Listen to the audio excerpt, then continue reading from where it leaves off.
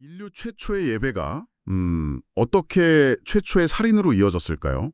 참 이게 생각할수록 충격적이면서도 많은 질문을 던지는데요. 안녕하세요. 오늘 저희는 창세기 4장, 바로 그 가인과 아벨의 이야기를 통해서요. 이 극적인 사건 속에 담긴 어떤 인간 본성, 또 하나님과의 관계에 대한 깊은 통찰을 좀 함께 나눠보려고 합니다. 이번 시간에는 이제 혁철 목사님이 정리해 주신 내용을 저희가 좀 바탕으로 해서 예배의 본질, 그리고 또 회개의 중요성, 이게 창세기 4장의 핵심 메시지라고 할 수 있겠는데 이걸 좀 깊이 파헤쳐 볼까 합니다. 단순히 오래된 성경 이야기 복습한다? 이런 차원을 넘어서요. 이 이야기가 지금 21세기를 살아가는 바로 당신의 삶, 또 신앙에 어떤 의미를 던지는지, 특히 하나님께서 우리에게 정말 원하시는 게 뭘까? 이걸 함께 발견하는 시간이 되면 좋겠습니다. 자, 그럼 바로 시작해 볼까요? 네, 이게 말씀하신 대로 표면적으로 보면 그냥 형제 간의 어떤 비극적인 사건이잖아요. 그런데 그 이면에는 훨씬 더 깊은 영적인 교훈이 담겨 있습니다. 인간 마음의 상태랄까요? 특히 하나님을 향한 그 태도가 얼마나 결정적인지를 보여주는 뭐랄까 거울 같은 이야기라고 할 수 있겠죠. 본격적인 이야기 시작하기 전에 이 점을 좀 먼저 기억하시면 좋을 것 같아요. 하나님께서는 우리의 어떤 행위, 그 이전에 그 행위를 하는 우리의 마음 중심을 먼저 보신다는 사실이요. 이게 어떻게 보면 창세기 4장을 이해하는 가장 중요한 열쇠가 될 겁니다. 네, 이야기의 시작은 아담과 하와의 첫 두 아들, 가인과 아벨입니다. 이름부터가 좀 의미심장하죠? 형 가인은 어둠이라는 뜻인데 하와가 내가 여호와로 말미암아 등남하였다. 이렇게 말하면서 지은 이름이니까 부모의 어떤 기쁨, 기대가 상당히 컸을 것 같아요. 그렇죠. 이름에 그게 딱 드러나죠. 적으로 언급이 안 돼요. 그래서 어쩌면 처음부터 형의 그런 존재감에 약간 가려진 인물이었을 수도 있겠다. 이런 생각도 좀 들고요. 아무튼 형은 농사를 짓고 동생은 양을 치는 목자가 됩니다. 각자의 삶을 살아가죠. 맞습니다. 그렇게 이제 각자 자기 일을 하면서 살아가다가 시간이 좀 흘러서 두 형제가 하나님께 제물을 드리는 장면이 딱 나오죠. 가인은 이제 땅의 소산, 그러니까 곡식으로 제물을 드렸고요. 아벨은 양의 첫 새끼하고 그 기름으로 드렸습니다. 그런데 바로 여기서 이야기의 흐름을 확 바꾸는 결정적인 사건이 발생합니다. 그게 뭐냐면 하나님께서 아벨과 그의 제물은 받으셨는데 가인과 그의 제물은 받지 않으셨다는 거예요. 이게 겉으로 보기에는 그냥 곡식이냐 동물이냐 이 재물 종류의 차이처럼 보이기도 하는데 이게 문제의 핵심은 아니라는 말씀이시죠? 단순히 피제사가 아니라서 거절당했다 이렇게만 보기에는 좀 뭔가 부족한 면이 있는 것 같고요. 네, 그렇습니다. 재물의 종류 자체가 본질적인 문제는 아니었다고 봐야죠. 핵심은 재물을 드리는 사람의 마음 상태 그리고 믿음의 태도 여기에 있었다는 겁니다. 신약성경 히브리서 11장 4절이 이 부분을 아주 명확하게 설명해 주는데요. 믿음으로 아벨은 가인보다 더 나은 제사를 하나님께 드림으로 의로운 자라 하시는 증거를 얻었다. 딱 이렇게 나오거든요. 믿음으로 더 나은 제사. 네. 그러니까 아벨의 제물이 받아들여진 이유가 그 제물 자체가 더 우월해서가 아니라 그것을 드린 아벨의 믿음 때문이었다는 거죠. 하나님은 이 겉으로 보이는 형식이나 제물의 가치 이런 것보다는 우리 마음의 중심, 즉 얼마나 진실하게 하나님을 신뢰하고 의지하면서 나아오는가 이걸 보신다는 걸 아주 명확하게 보여주는 대목입니다. 어쩌면 지금 당신이 드리는 예배 혹은 삶에서 드리는 어떤 헌신 속에서 하나님은 과연 무엇을 가장 중요하게 보고 계실까? 한번 생각해보게 하는 거죠. 그러네요. 근데 자기 재물이 거절당했을 때 가인의 반응이 참 흥미롭습니다. 성경을 보면 심히 분하여 안색이 변했다. 이렇게 기록되어 있어요. 이 반응 속에는 뭔가 내가 이렇게 노력해서 드렸는데 왜 내 거는 안 받으시지? 하는 그런 억울함, 또 하나님을 향한 어떤 원망, 심지어는 분노까지 느껴지는 것 같아요. 맞아요. 어쩌면 가인은 자기 행위로 하나님의 인정을 당연히 받아야 한다. 이렇게 생각했던 건 아닐까 싶기도 하고요. 하나님 앞에서 자기를 낮추는 그런 예배가 아니라 약간 자기 의의를 드러내고 뭔가 보상을 받으려는 그런 태도. 바로 그 지점입니다. 하나님께서 그걸 놓치지 않으셨어요. 분노하고 있는 가인에게 그냥 외면하신 게 아니라 먼저 다가가셔서 말씀을 하시죠.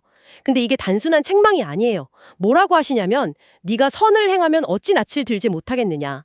선을 행하지 아니하면 죄가 문에 엎드려 있느니라.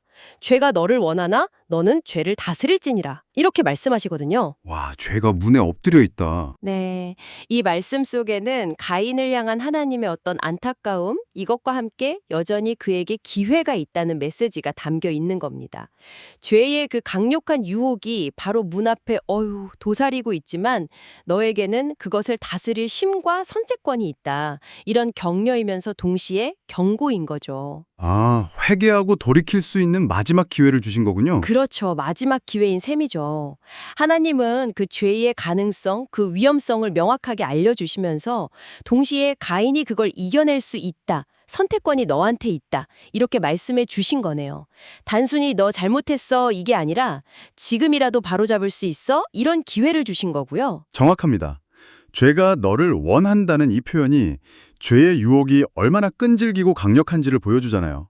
근데 동시에 너는 죄를 다스릴지니라 이 말씀은 인간에게 죄를 거부하고 선을 선택할 자유의지 그리고 책임이 있다는 걸 강조하는 겁니다. 그러니까 하나님은 가인을 포기하신 게 아니에요. 오히려 그 죄의 실체를 딱 직면하게 하고 그걸 넘어설 수 있도록 길을 열어주신 거죠. 이건 질책을 넘어서는 하나님의 어떤 긍휼 또 기대가 담긴 말씀이었다고 봐야 합니다. 그런데 정말 안타깝게도 가인은 이 마지막 기회마저 그냥 외면해 버립니다.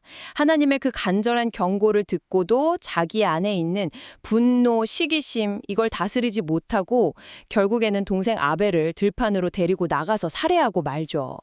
와, 인류 최초의 예배가 드려진 바로 그 세대에서 인류 최초의 살인이 벌어지는 정말 끔찍한 비극이 발생한 겁니다. 네, 여기서 근데 더 주목해야 할 부분이 살인 이후의 상황이에요. 하나님께서 다시 가인에게 찾아오셔서 물으십니다. 내 아우 아벨이 어디 있느냐? 또 모르시는군요. 네, 이 질문. 하나님이 정말 아벨이 어디 있는지 몰라서 물으셨을까요? 아니겠죠.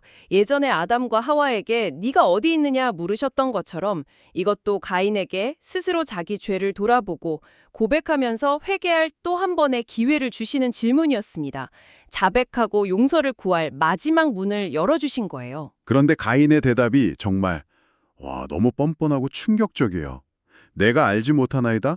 내가 내 아우를 지키는 자이니까. 이렇게 반문하잖아요. 맞아요. 적반하장이죠. 자기 죄를 인정하기는커녕 책임을 회피하고 오히려 하나님께 따지듯이 묻는 태도. 이건 뭐 단순히 거짓말을 넘어서서 하나님과의 관계를 그냥 정면으로 거부하고 회개할 기회를 그냥 발로 차버리는 그런 완악함의 극치를 보여주는 것 같아요. 네, 맞아요. 하나님께서 네가 무엇을 하였느냐, 네 아우의 핏소리를 땅에서부터 내게 호소하느니라 이렇게 죄의 증거를 딱 들이미시는데도 그는 끝까지 침묵합니다. 이 장면이 진짜 회개하지 않는 마음이 얼마나 무섭고 또 비참한 결과를 낳는지를 아주 극명하게 보여줍니다. 죄를 짓는 것 자체도 물론 큰 문제지만 그 죄 앞에서 어떤 태도를 취하느냐, 이게 하나님과의 관계에서 정말 결정적이라는 걸 보여주는 거죠. 변명하고 침묵하고 책임 전가하고 이런 건 결국 하나님으로부터 점점 더 멀어지게 만들 뿐입니다.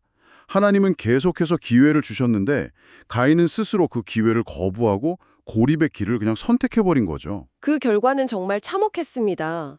근데 여기서 좀 흥미로운 지점이 하나 있는 것 같아요.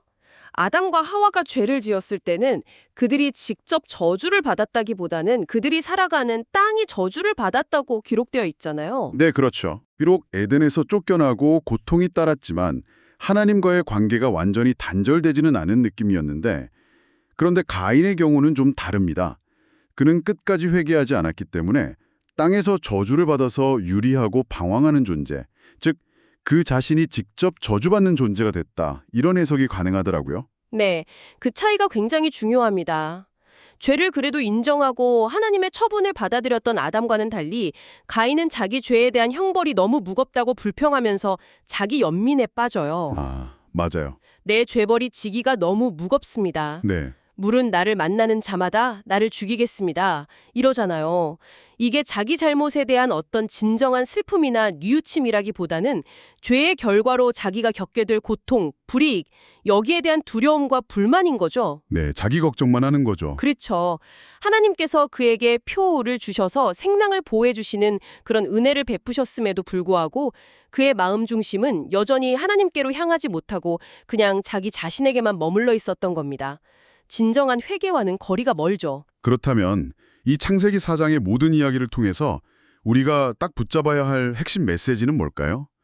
단순히 뭐 착하게 살자거나 예배 잘 드리자 이것 이상일 텐데요. 네, 핵심은 이거라고 봅니다. 첫째는 하나님께 드리는 예배는 그냥 단순한 종교적인 의식이나 형식이 아니라 전적인 신뢰와 진실한 마음을 담은 믿음의 표현이어야 한다는 것. 하나님은 우리의 헌금 액수나 봉사 시간 이런 것보다 그 안에 담긴 우리의 중심 동기, 그 태도를 보신다는 거죠. 아, 중심 동기. 네. 그리고 둘째는 죄를 지었을 때 하나님 앞에서 정직하게 인정하고 돌이키는 회개. 이게 관계 회복의 필수 조건이라는 점입니다. 하나님은 회개하는 자에게는 끊임없이 용서와 어떤 새로운 시작의 기회를 주시지만 끝까지 회개를 거부하는 그런 완악한 마음은 결국 스스로를 파멸로 이끌게 된다는 것. 이걸 보여주는 거죠. 결국 하나님께서 찾으시는 건 뭐 화려한 재물이나 완벽한 행위 이런 게 아니라 하나님을 향한 진실한 마음과 믿음, 그리고 잘못했을 때 솔직하게 인정하고 돌아설 줄 아는 그런 겸손한 태도, 이거라는 말씀이시네요. 네, 바로 그거죠. 아, 우리가 드리는 예배가 혹시 나도 모르게 가인처럼 나의 의를 드러내거나 뭔가 얻어내기 위한 그런 수단이 되지는 않았는지, 아니면 아벨처럼 비록 부족하더라도 믿음으로 하나님께 나아가려는 그런 진실한 몸부림인지 이걸 계속 돌아봐야겠네요. 맞습니다. 그리고 이러한 어떤 진실한 예배와 회개의 자세는 단지 개인적인 차원에만 머무는 게 아니라 우리 다음 세대에게도 반드시 가르치고 물려주어야 할 중요한 신앙의 유산이라는 겁니다. 세상의 성공이나 사람들의 인정 이런 것보다 더 중요한 것은 인생의 어떤 순간에서도 하나님 앞에 정직하게 서는 것. 이게 중요하다는 거죠. 자료에서도 강조하고 있듯이 하나님은 어제나 오늘이나 변함없이 우리의 중심을 살피고 계시기 때문입니다. 이것이 창세기 4장이 시대를 초월해서 우리에게 던지는 아주 강력한 메시지라고 할 수 있습니다. 네, 오늘 저희는 창세기 4장, 가인과 아벨의 이야기를 통해서 예배와 회개라는 신앙의 아주 본질적인 문제들을 좀 깊이 있게 다루어 보았습니다. 이 오래된 이야기가 단순한 과거의 기록이 아니라 오늘날 우리가 하나님과 어떤 관계를 맺어야 하는지에 대한 정말 중요한 통찰을 제공하는 것 같습니다. 하나님은 우리의 겉모습이나 행위의 결과, 그 이전에 우리 마음의 중심에 있는 믿음과 진실함, 그리고 죄 앞에서 돌이키려는 그 의지를 보신다는 사실, 이걸 정말 잊지 말아야겠습니다. 네. 이 이야기는 오늘을 살아가는 당신에게도 여러 질문을 던져줄 겁니다. 혹시 당신의 삶에도 가인처럼 내가 기대했던 어떤 인정이나 결과가 주어지지 않았을 때 하나님께 분노하거나 원망했던 그런 경험은 없으신가요? 혹은 자신의 잘못이나 실수를 좀 덮기 위해서 변명하거나 침묵하면서 회개의 기회를 놓쳐버린 그런 순간은 없었는지, 가인의 모습 속에서 어쩌면 우리 자신의 연약함을 발견하고 좀 성찰하는 그런 계기가 될 수 있을 겁니다. 마지막으로 이 질문을 당신께 남겨드리고 싶습니다. 하나님께서 가인에게 너는 죄를 다스릴지니라 이렇게 말씀하셨듯이 오늘 당신의 삶에서 하나님 앞에서 정직하게 직면하고 다스려야 할 죄는 무엇인가요? 그게 반복되는 나쁜 습관일 수도 있고 마음속 깊은 곳에 어떤 미움이나 시기심일 수도 있고요. 혹은 관계 속의 갈등이나 상처일 수도 있습니다. 그것을 외면하지 않고 하나님께 가져가서 진실하게 씨름하며 다스리기 위해 당신은 오늘 어떤 선택을 하시겠습니까? 어쩌면 진정한 예배는 바로 이 치열한 자기 성찰과 하나님 앞에서의 정직한 응답에서부터 새롭게 시작될지도 모릅니다.